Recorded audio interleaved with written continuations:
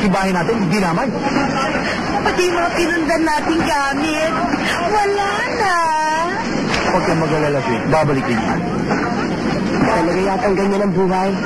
Pag madaling makuha, pagkagayon mo wala. Basta wag lang tayo mawala ng pag-asa. Siguro kaya nangyari ang mga bagay na ito. Para makapagsimula tayo ng panibago. Tama yun. Hindi naman po pwedeng puro kamalasan na lang, no? Oo nga, Ninang. At saka meron din dapat na swerteng darating. Tama yun. Swerte ba yung dumarating? Argel, baka may bala ka pang magpulensya, ha? Wala na. Natumpok na ang bahay namin. Wala ka na maingi. Kasi, namamalansya si Mrs. Baka ka ako pwedeng makahingi kahit konting uling. Walang yak.